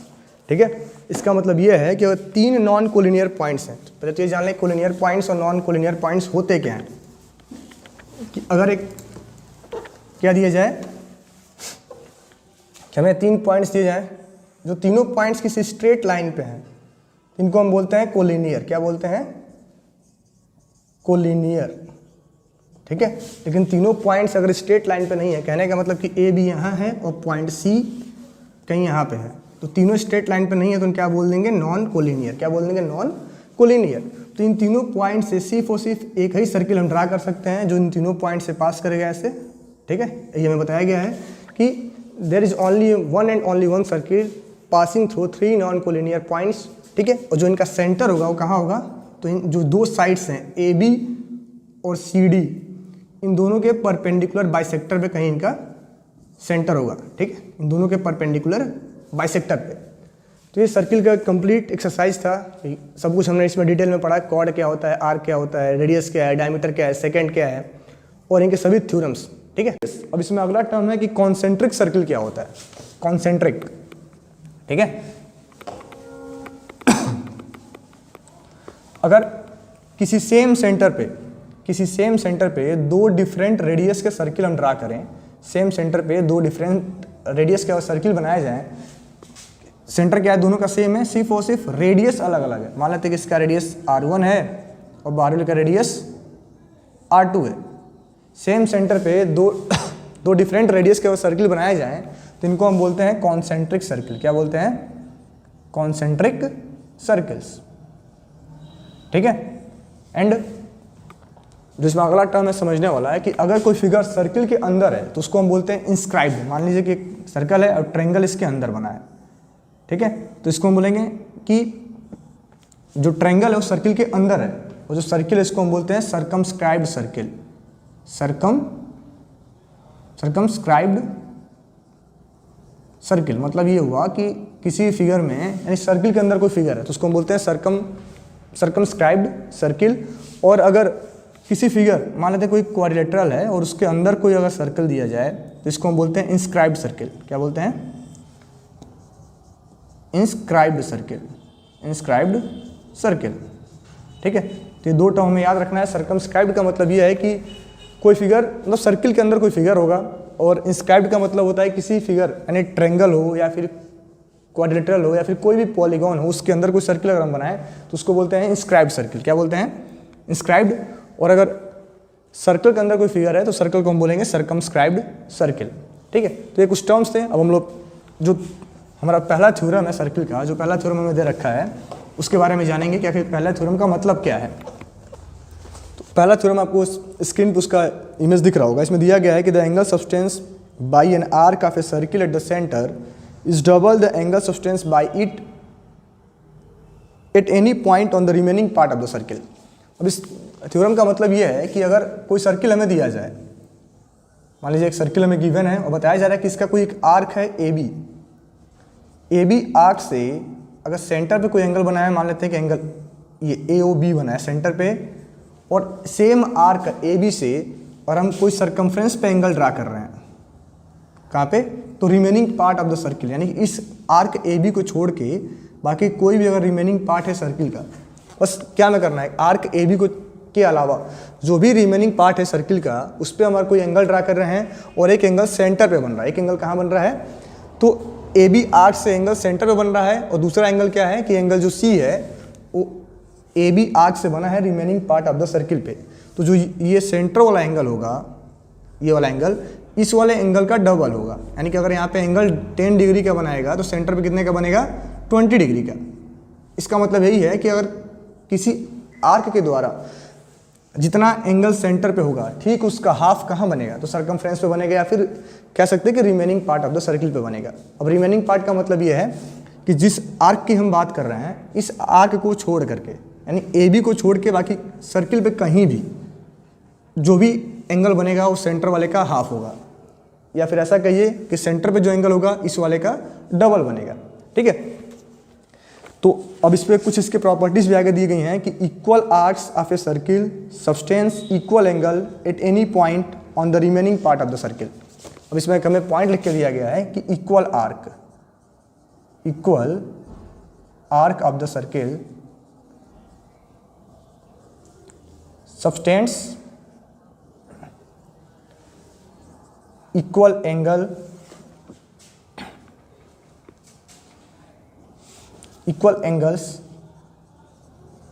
Eight remaining part of the circle, at remaining part of the circle, remaining part of the circle. देखिए इसका मतलब क्या है कि यही कॉन्सेप्ट है। इसमें हम लोग क्या पढ़े हैं कि अगर किसी आर्क के द्वारा सेंटर पे जो एंगल होगा सेम आर्क से सरकमफ्रेंस पे या फिर remaining part of the circle पे बने हुए एंगल का यहाँ पे डबल बनेगा और यहाँ पे हाफ बनेगा। तो हमें याद क्या रखना है कि सेंटर में जो एंगल होगा वो बिगर होगा, बिगर कहने का मतलब कि डबल पार्ट होगा, और यहाँ पे हाफ पार्ट होगा। ठीक है, स्मॉल होगा यानी रिमेनिंग पार्ट पे क्या बनेगा, छोटा बनेगा, सेंटर पे हरदम बड़ा एंगल क्रिएट करेगा सेम आर्क। अब इसी में बताया जा रहा है कि equal arc of the circle subtends equal angle at the remaining part of the circle. इसका मतलब ये है कि अगर हम कोई सर्कल ड्रा कर रहे हैं और यहाँ पे दो आर्क बनाए जाए, एक आर्क ए बी है और दूसरा आर्क सी डी है, और बताया जा रहा है कि दोनों आर्क का लेंथ क्या है, सेम है, आर्क ए बी का भी और आर्क सी डी का भी। तो इन दोनों आर्क के द्वारा सरकमफ्रेंस पे या फिर remaining part of the circle पे जो एंगल क्रिएट होगा, ए बी से मान लेते हैं एंगल पी बना है, ए पी बी बना है, और इनसे बना है एंगल सी डी क्यू। ये दोनों एंगल क्या होंगे, आपस में इक्वल होंगे, क्योंकि क्या बताया गया कि equal arc of the circle subtends equal angle at the remaining point of the circle. यानी कि अगर आर्क इक्वल होंगे तो दोनों एंगल भी क्या होंगे, आपस में इक्वल होंगे। देन इसी में आगे बताया जा रहा है कि equal chords of a circle subtends equal angle at any point on the major और minor arc of the circle. इसका मतलब यह है कि अगर इसी में सेकेंड पॉइंट है कि इक्वल कॉर्ड। अब इक्वल कॉर्ड भी क्या करते हैं कि equal chord of the circle, equal chord of the circle same चीज है कि subtends equal angle at the remaining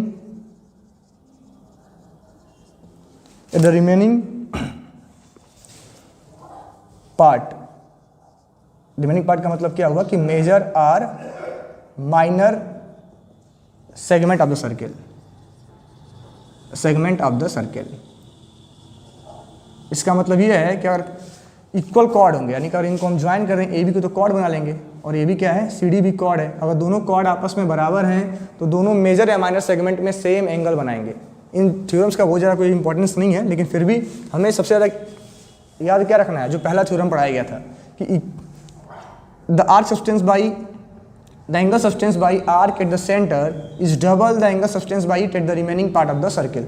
ये थ्योरम काफ़ी इंपॉर्टेंट है पहला वाला, इसको आप लोग तैयार कर लें क्योंकि किसी पे सबसे ज़्यादा क्वेश्चन पूछे जाएंगे। ठीक है, देन जो नेक्स्ट आता है इसको आप लोग नोट कर लें या फिर स्क्रीनशॉट ले लें।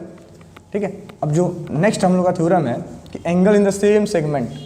अगला थ्योरम क्या है, angle in the same segment. अब इसका मतलब क्या है कि अगर हम लोग एक सर्किल बनाए, यहाँ पे A and B, A B arc है एंड सर्किल का सेंटर क्या है, ओ है, ठीक है। तो सेम ए बी आर्क से दो एंगल बने हैं, एक एंगल यहाँ बना है और दूसरा एंगल इस साइड में बना हुआ है, यह एंगल ए पी और यह एंगल क्यू, ठीक है। तो सेम आर्क से, सेम आर्क ए बी से दो एंगल क्रिएट हुए हैं, एक एंगल है ए पी बी और दूसरा एंगल है ए क्यू बी।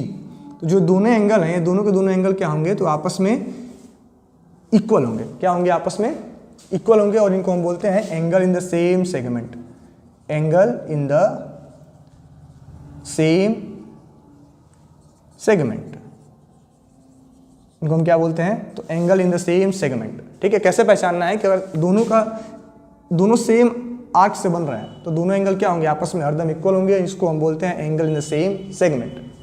अब जरूरी नहीं कि ये दो ही एंगल हो, अगर हम एक और एंगल ड्रा कर लें यहाँ से और मान लेते हैं कि एंगल आर है, तो ये तीनों आपस में इक्वल होंगे और इनको क्या बोला जाता है, angle in the same segment. अब कैसे पहचानना है कि स्टार्ट हुआ कहाँ से, ए से, ए आर बी, ये कैसे स्टार्ट हुआ था, तो ए पी बी, और ये कैसे स्टार्ट हुआ, ए क्यू बी, एंड तीनों का स्टार्टिंग और एंड पॉइंट क्या है, सेम है, यानी कि तीनों किससे बने हैं, सेम आर्क ए बी से बने हैं, तो इसलिए इनको हम बोलते हैं angle in the same segment, ठीक है। देन नेक्स्ट जो इंपॉर्टेंट थ्योरम है इसका वो है angle in semi circle, angle in semi circle. अब इसमें क्या है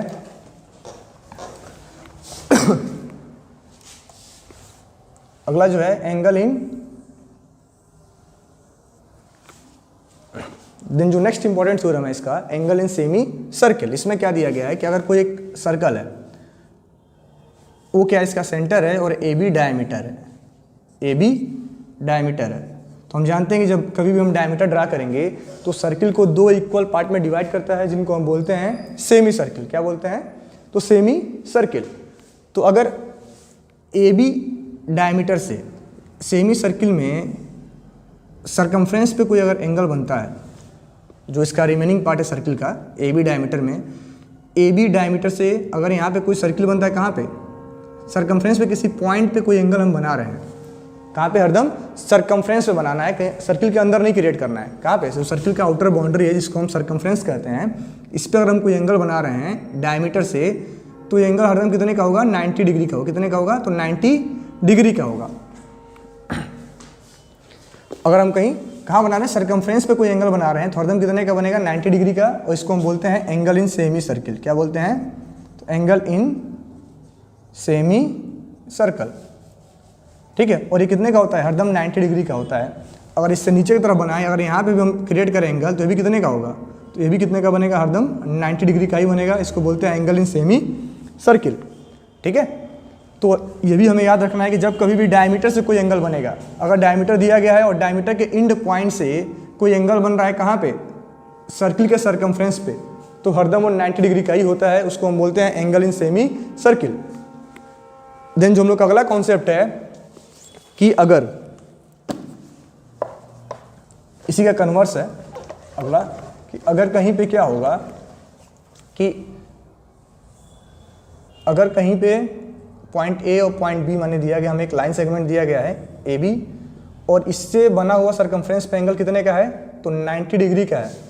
इससे बना हुआ सरकमफ्रेंस का एंगल कितने का है, 90 डिग्री का है। इसका मतलब ये है कि ए बी डायमीटर होगा, ए बी क्या होगा, तो डायमीटर होगा। यानी कहने का मतलब कि अगर 90 डिग्री का एंगल बन रहा है तो ए बी डायमीटर हो जाएगा, और अगर ए बी डायमीटर है तो हरदम वो सर्किल के सरकमफ्रेंस पे 90 डिग्री का ही एंगल क्रिएट करेगा, ठीक है। तो इसका सीधा सा फंडा है कि एंगल इन सेमी सर्किल क्या होता है, तो 90 degree. Angle in semi circle कितने का होता है, तो 90 डिग्री का होता है, ठीक है। तो बस हमें इतना ही याद रखना है कि angle in semicircle is 90 degree. Then इसी का जो नेक्स्ट टॉपिक है, अब हम लोग को पढ़ना है किसके बारे में, तो साइक्लिक क्वाड्रिलेटरल क्या होता है, साइक्लिक क्वाड्रिलेटरल, ठीक है। सर्किल चैप्टर को हम लोग दो पार्ट में करेंगे, कंप्लीट करेंगे। पहला पार्ट में आपको आज और दो थ्योरम पढ़ा करके फिर हम लोग क्वेश्चन को प्रैक्टिस करेंगे, ठीक है। और देन नेक्स्ट पार्ट में हम लोग पढ़ेंगे टेंजेंट और टेंजेंट की प्रॉपर्टीज, ठीक है। तो पहले तो हम जानते हैं कि कोई भी 4 स्ट्रेट लाइन से मिलकर बना हुआ फिगर उसको हम बोलते हैं क्वाड्रिलेटरल। क्या बोलते हैं? क्वाड्रिलेटरल। कोई फिगर जो 4 लाइन से बनता है ना, उनको हम बोलते हैं क्वाड्रिलेटरल। क्या बोलते हैं? क्वाड्रिलेटरल। ठीक है, ये तो सभी को पता होगा कि कोई भी अगर 4 साइड से मिलकर बना हुआ फिगर है, 4 स्ट्रेट लाइन से मिलकर बना हुआ फिगर है, तो इसको बोला गया क्वाड्रिलेटरल। क्या बोला गया?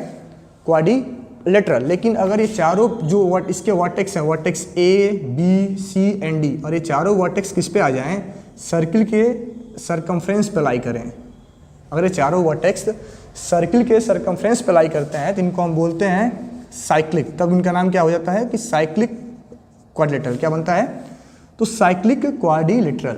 ठीक है, अगर ये चारों के चारों वर्टेक्स कहाँ पे लाई करें? सर्किल के सरकमफ्रेंस पे, तब इसको बोला जाता है साइक्लिक क्वाड्रिलेटरल। ठीक है, अब इसकी प्रॉपर्टी क्या है कि जो साइक्लिक क्वाड्रिलेटरल होता है, इसके जो अपोजिट एंगल्स होते हैं, जैसे एंगल ए का अपोजिट है angle C, and angle D का अपोजिट है एंगल बी।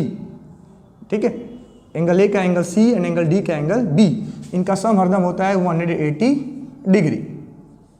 जो साइक्लिक क्वाड्रिलेटरल होते हैं, इनके अपोजिट एंगल का सम हरदम कितना आता है? तो 180 डिग्री। यानी कहने का मतलब कि opposite angle of cyclic quadrilateral, opposite angle of cyclic quadrilateral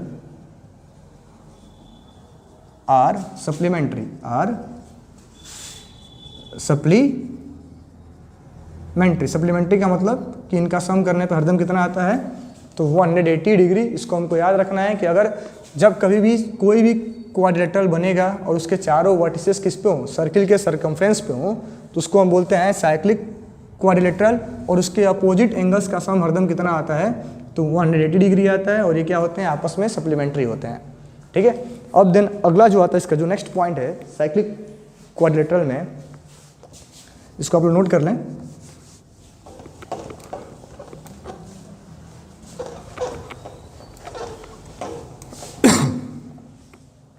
जो इसका नेक्स्ट पॉइंट है कि अगर कहीं पे साइक्लिक क्वाड्रिलेटरल बना है, ठीक है, और इसके 4 वर्टिसेस हैं, vertex A, vertex B, vertex C and vertex D, vertex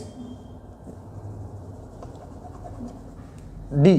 ठीक है, तो जो अगर हम कोई एक्सटीरियर एंगल इसका ड्रा करें, इसमें 4 एक्सटीरियर एंगल होंगे, और किसी भी अगर हम एक्सटीरियर एंगल को बना रहे हैं, मान लीजिए कि हम एक्सटीरियर एंगल बनाए हैं A B E, C B E, exterior angle C B E, तो इसको हम क्या बोलेंगे कि जो ये एंगल है सी बी ई, ये क्या है?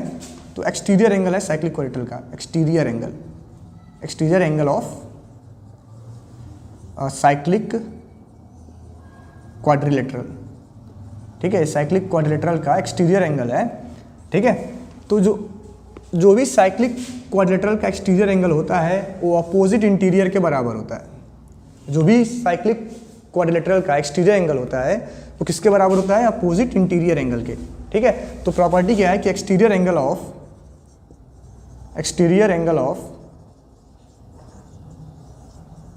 Cyclic quadrilateral is equal to opposite interior angle, is equal to opposite interior angle. ठीक है, ये प्रॉपर्टी हमें याद रखना है कि साइक्लिक क्वाड्रिलेटरल का जो अपोजिट एक्सटीरियर एंगल होता है अपोजिट इंटीरियर के बराबर होता है। और हम कैसे पता करेंगे कौन सा एंगल इसके अपोजिट है? तो सिंपल सा हमें याद रखना है कि जिसके साथ बना हुआ है, जिसके साथ भी जो आपका बाहर वाला एक्सटीरियर एंगल जिसके साथ में बना हुआ है, उसके ठीक सामने जो एंगल होगा इसको हम बोलते हैं अपोजिट इंटीरियर एंगल। क्या बोलते हैं? Opposite interior angle.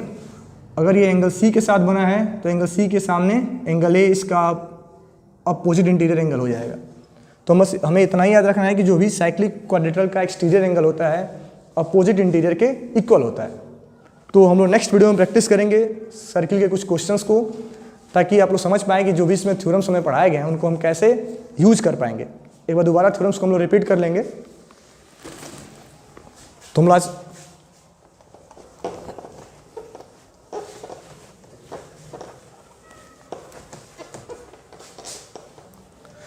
तो पहला थ्योरम मैंने आपके साथ डिस्कस किया था, वो क्या था कि जब कभी भी किसी आर्क के द्वारा, किसी आर्क से अगर सेंटर पे कोई एंगल बनेगा ठीक है। तो सेम आर्क के द्वारा सरकमफ्रेंस पे बने हुए यानी कि remaining part of the circle पे बने हुए एंगल का ये क्या होगा, देखिए थोड़ा सेम आर्क के द्वारा और remaining part of the circle पे बने हुए एंगल के डबल होगा। यानी कहने का मतलब कि अगर यहाँ पे एंगल 15 डिग्री का है तो यहाँ पे 30 डिग्री का एंगल बनाएगा। सेंटर वाला जो एंगल होगा सेम आर्क के केस में डबल होगा, सेंटर पे हाफ होगा remaining part of the circle पे। दूसरा हम लोग पढ़े हैं कि अगर सेम आर्क ए बी है और इससे remaining part of the circle पे 2-3 एंगल बने हुए हैं, एक एंगल ये बना, दूसरा एंगल यहाँ बन गया, ये दोनों एंगल क्या होंगे, आपस में इक्वल होंगे। इसको हम बोलते हैं angle in the same segment. क्या बोलते हैं, angle in the same segment. और थर्ड प्रॉपर्टी जो हम लोगों ने पढ़ा है कि जब कभी भी डायमीटर से कोई एंगल बनेगा, डायमीटर से कहने का मतलब कि सेमी सर्किल में कोई एंगल बनेगा तो एंगल कितने का होगा, हरदम 90 डिग्री का होगा। इसको बोलते हैं angle in semi circle. And fourth वाला क्या था कि अगर कोई क्वाड्रिलेटरल है जिसके चारों वर्टिसेस किस पे हैं, सर्किल के सरकमफ्रेंस पे हैं, तो इनको हम बोलते हैं साइक्लिक क्वाड्रिलेटरल। और इनके अपोजिट एंगल का समर्दम कितना होता है, सामने सामने वाला एंगल जोड़ने पाएंगे 180 डिग्री, ठीक है, सामने सामने। अपोजिट एंगल का समर्दम कितना आएगा, तो 180 डिग्री। एंड लास्ट प्रॉपर्टी जो हम लोगों ने पढ़ा है कि अगर साइक्लिक क्वाड्रिलेटरल दिया गया है तो जो इसका एक्सटीरियर एंगल होगा अपोजिट इंटीरियर के बराबर होगा। अगर A B C D cyclic quadrilateral है तो जो इसका एक्सटीरियर एंगल बी है अपोजिट इंटीरियर एंगल डी के इक्वल होगा, अपोजिट इंटीरियर एंगल डी के बराबर होगा। तो ये कुछ प्रॉपर्टी थी सर्किल की। अब इन्हीं पे बेस्ड हम लोग क्वेश्चन को सॉल्व। तो अभी आपने सर्किल के सभी इंपॉर्टेंट थ्योरम्स को पढ़ा, जो कुछ भी तो अभी आपने सर्किल के सभी इंपॉर्टेंट थ्योरम्स, सभी कॉन्सेप्ट को आपने देखा है। अब हम जानेंगे कंस्ट्रक्शन में हमें क्या कुछ पढ़ना है और क्या नहीं पढ़ना है। तो कंस्ट्रक्शन में सबसे पहले पढ़ना है कि सबसे जो इंपॉर्टेंट पॉइंट है, हमें एंगल ड्रा करना सीख लेना है कितने डिग्री का, तो 60 degree, 30 degree, 60 degree, 45 degree, 120 degree, 90 degree, जो भी एंगल से इन सबको बनाना, इनका कंस्ट्रक्शन पहले तैयार करना है, ठीक है। देन जो दूसरा है कि हमें सीखना है कि एंगल बाइसेक्टर ड्रा करने के लिए कि किसी भी एंगल का हम एंगल बाइसेक्टर कैसे ड्रा करते हैं। फिर तीसरा हमें कंस्ट्रक्शन में हमें ये सीख लेना है कि कोई लाइन दिया गया है तो उस लाइन का हम परपेंडिकुलर बाइसेक्टर कैसे ड्रा करेंगे, कि construction of perpendicular bisector of line, perpendicular bisector of line, किस लाइन का परपेंडिकुलर बाइसेक्टर हम कैसे ड्रा करेंगे, ठीक है। ये कंस्ट्रक्शन हमें पढ़ना है। देन चौथा टॉपिक हमें जो कंस्ट्रक्शन में पढ़ना है कि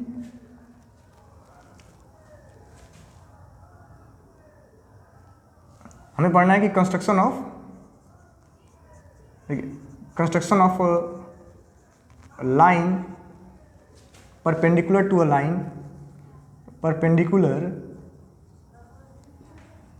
लाइन, ठीक है। अब हमें क्या पढ़ना है कि construction of line perpendicular to a line on any point lie on it और आउटसाइड इट। यानी हमें एक ऐसे लाइन का कंस्ट्रक्शन पढ़ना है जिसमें हमें एक ऐसा लाइन ड्रा करना है जो किसी गिवन लाइन के परपेंडिकुलर होगा, या तो किसी पॉइंट पे बन रहा होगा, फिर कोई ऐसा पॉइंट जो आउटसाइड द लाइन हो, यानी कहने का मतलब लाइन के ऊपर या फिर लाइन के नीचे हो, उस पॉइंट से पास कर रहा होगा। तो उस लाइन का हमें परपेंडिकुलर बनाना भी सीखना है किसी लाइन पे। देन हमें अगर अगला चीज़ पढ़ना है तो ये सब चीज़ें हमें पढ़ना है किसमें, कंस्ट्रक्शन में। फिर ये भी पढ़ना है कि हमें ट्रायंगल ड्रा करना सीखना है कि कैसे हम ट्रायंगल बनाएंगे। अब ट्रायंगल में कई सारे कंडीशन दिए गए हैं, जब हमें कोई ऐसा ट्रायंगल बनाना भी सीखना है जहाँ तीनों साइड्स हमें पता हो, कोई 2 साइड पता हो, एक एंगल पता हो, या फिर किसी ट्रायंगल का हमें पैरामीटर दिया गया उसका हम कैसे ड्रा करेंगे, ये सब चीज़ें हमें पता हो, तो वो सब चीज़ें हमें पढ़ना है। और ये सब चीज़ें डिटेल में पढ़ने के बाद हम लोग क्या करेंगे, तो एनसीईआरटी से जो भी क्वेश्चंस दिए गए हैं उनको प्रैक्टिस करेंगे। देन हम लोग का जो अगला टॉपिक है, चैप्टर है सरफेस एरिया एंड वॉल्यूम, इसके बारे में हम लोग जानेंगे कि आखिर इसमें क्या कुछ हमें जानना है और क्या कुछ होता है। सरफेस एरिया एंड वॉल्यूम में सबसे पहले जो आता है वह यह है क्यूबॉइड। क्या है कि क्यूबॉइड क्या होता है, ठीक है। सबसे पहले हम लोग जान लेंगे जो हम लोग का शेप है क्यूबॉइड जो इस टाइप का फिगर होता है इसको हम बोलते हैं क्यूबॉइड, ठीक है। देन क्यूबॉइड के बाद हमें पढ़ना है क्यूब के बारे में। तो क्यूब क्या होता है, तो कह सकते हैं कि भाई है, बस इसके चारों साइड क्या होते हैं आपस में इक्वल, लेंथ ब्रेथ और हाइट तीनों क्या होते हैं आपस में इक्वल होते हैं। इसको हम बोलते हैं क्यूब और इसको बोलते हैं क्यूबॉइड। अब क्यूबॉइड में पढ़ना है सबसे पहले कि लेटरल सरफेस एरिया क्या होता है। लेटरल सरफेस एरिया, इसी को हम कहते हैं curved surface area, curved surface area. Then आता है इसी को हम सेम, इसी का नाम होता है area of four wall, area of four wall. ठीक है, इन तीनों को मिला के बना, तीनों का मतलब क्या होता है, एक ही होता है, लेटरल सरफेस एरिया कहें, कर्व्ड सरफेस एरिया कहें या फिर एरिया ऑफ फोर वॉल कहें। इनका डायरेक्ट फार्मूला है 2 times L plus B into में एच। एल क्या होता है, तो ये लेंथ है, ये ब्रीथ है और ये हाइट। ठीक है, तो 2 times L plus B into H किसका फार्मूला है, तो lateral surface area, curved surface area of cuboid या फिर एरिया ऑफ फोर वॉल। ठीक है, देन आता है इसमें जो सेकेंड टॉपिक हमें पढ़ना है टोटल सरफेस एरिया, और total surface area of cuboid. ठीक है, जो कि होता है 2 times L B plus B H plus L H. ठीक है, देन आता है वॉल्यूम, तीसरे नंबर पे है वॉल्यूम ऑफ क्यूबॉइड। क्या है कि वॉल्यूम ऑफ क्यूबॉइड, तो वॉल्यूम ऑफ क्यूबॉइड क्या होता है, तो L into B into H. ठीक है, तो इसको आप लोग नोट कर लें क्यूबॉइड के बारे में कि लेटरल सरफेस एरिया क्या होता है, टोटल क्या होता है, वॉल्यूम ऑफ क्यूबॉइड क्या होता है। देन इसके बाद हम लोग पढ़ेंगे क्यूब के बारे में। किसके बारे में, क्यूब के बारे में।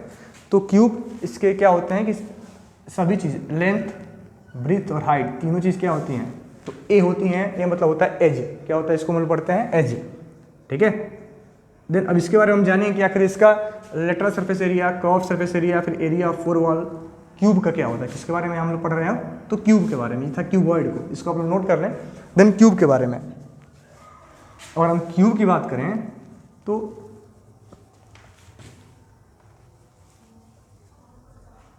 क्यूब के बारे में बात करें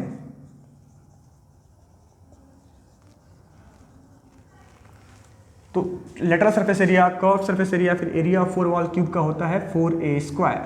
ठीक है, total surface area of cube होता है 6a square and volume of cube होता है a का क्यूब, a का क्यूब। तो ये था क्यूब के बारे में। देन इसके बाद से आता है इसमें कुछ और हमें पढ़ना है सरफेस एरिया एंड वॉल्यूम में, सिलेंडर के बारे में, कोन के बारे में, स्फेयर के बारे में, हेमिस्फेयर के बारे में। ठीक है, देन इसके बाद से हम लोग पढ़ेंगे सिलेंडर और कोन के बारे में।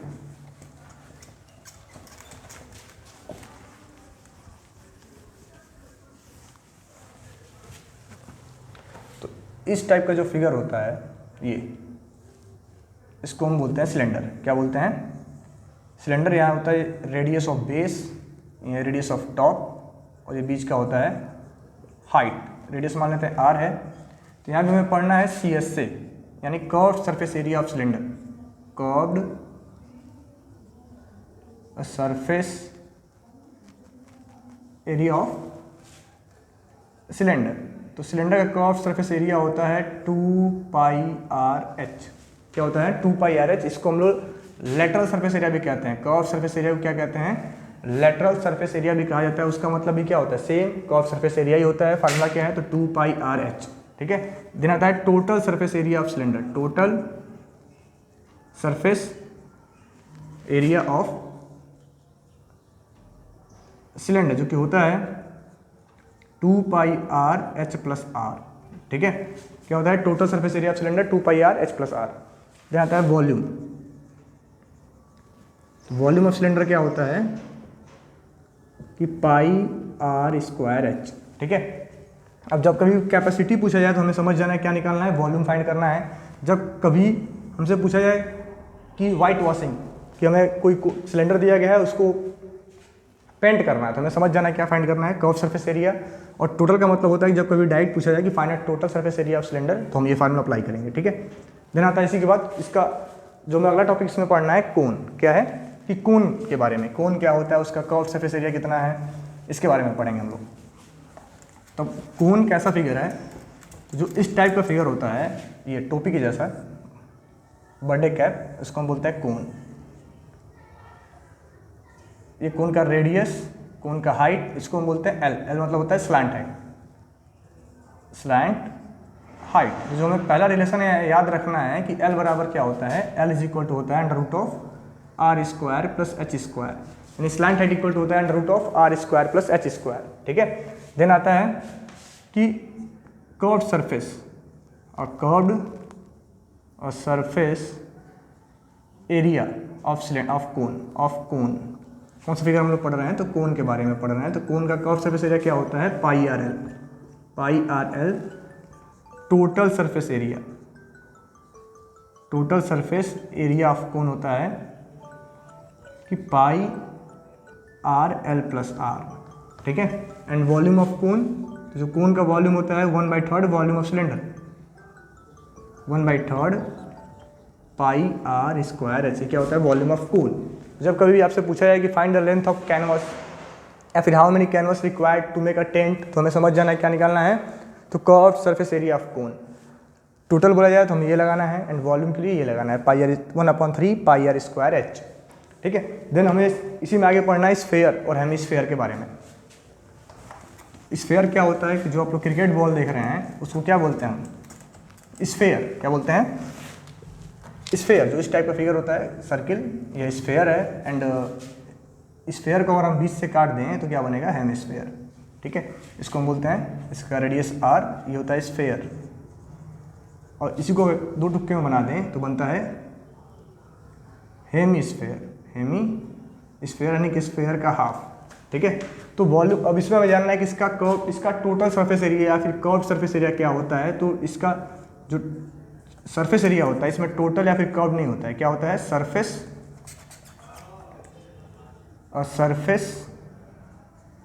एरिया ऑफ स्फेयर, जो कि होता है कितना, 4 पाई आर स्क्वायर। ठीक है, एंड वॉल्यूम ऑफ स्फेयर क्या होगा, वॉल्यूम ऑफ स्फेयर ये होता है 4/3 पाई आर क्यूब। ठीक है, वॉल्यूम ऑफ स्फेयर होता है 4/3 पाई आर क्यूब। और जब हेमिस्फेयर की बात करेंगे तो इसमें आता है curved surface area, CSA short form है किसका, तो कर्व्ड सरफेस एरिया, जो कि होता है 2 पाई आर स्क्वायर, एंड TSA मतलब कि total surface area of hemisphere होता है 3 पाई आर स्क्वायर।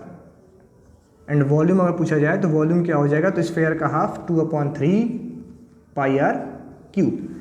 तो ये था स्फेयर एंड हेमिस्फेयर के बारे में। इसी के साथ आपका जो चैप्टर है सरफेस एरिया एंड वॉल्यूम ये कंप्लीट हो गया। ठीक है, देन इसके बाद हम लोग पढ़ेंगे प्रोबेबिलिटी, कि आखिर प्रोबेबिलिटी होता क्या है और प्रोबेबिलिटी के क्वेश्चन हम कैसे सॉल्व करेंगे। तो प्रोबेबिलिटी का मतलब है सिंपली कि अगर कोई घटना है, कोई इवेंट है, तो उसके घटने की चांसेस, क्या चांस है, मतलब कहने का मतलब हम बात अगर ये करें कि हम लोग जो एग्ज़ाम देने जा रहे हैं उसमें क्या चांस है कि हम पास होंगे या फेल होंगे। ठीक है, तो प्रोबेबिलिटी का मतलब सिंपली है कि हम चांस के बारे में बात करते हैं। जैसे कि हम लोग अगर एक डाइस टॉस कर रहे हैं, डाइस मतलब कि जो हम लूडो खेलते हैं ना, 1 2 3 4 5 या 6 इतने आउटकम्स आ सकते हैं। अगर हम एक डाइस टॉस कर रहे हैं, जो लूडो वाला आता है डाइस, और इसको हम टॉस कर रहे हैं, तो 1 से लेकर 6 तक के कोई भी नंबर आएंगे। ठीक है, तो हमें इन्हीं की प्रोबेबिलिटी बतानी है कि क्या चांस है कि 1 आएगा, क्या चांस है कि 2 आएगा। तो प्रोबेबिलिटी निकालने का सिंपल सा हमें एक ही फार्मूला याद रखना है कि प्रोबेबिलिटी इज इक्वल टू होता है favourable outcome by total outcome, favourable outcome by total outcome. Favourable कहने का मतलब क्या है कि जो हमें चाहिए, जैसे मैं बोल रहा हूँ कि हम एक डाइस टॉस कर रहे हैं, हमें क्या चाहिए कि 2 आना चाहिए। तो 2 कितनी बार है यहाँ पे, 1 टाइम्स, एंड टोटल आउटकम कितने हैं, तो 1 2 3 4 5 6। तो प्रोबेबिलिटी क्या हो जाएगी, P2 की 1/6। और मैं इसमें एक क्वेश्चन पूछा जाए कि probability of getting even number, तो कितने इवन नंबर हैं, 1 2 3। तो फेवरेबल आउटकम हो गया 3, और टोटल कितना है, तो 1 2 3 4 5 6, यानी आ गया 1/2 प्रोबेबिलिटी। ठीक है, तो ऐसे हम लोग प्रोबेबिलिटी को फाइंड करते हैं, और इसमें कुछ ज़्यादा जानने की जरूरत नहीं है कि प्रोबेबिलिटी का सिंपल फार्मूला है favourable outcome by total outcome. ठीक है, देन इसी में आगे आता है एक और एग्जांपल लेके देखा जाए कि आपके क्लासरूम में कितने बच्चे हैं, और 10 बॉयज़ हैं, 15 गर्ल्स हैं, यानी टोटल स्टूडेंट है कितने, तो 25।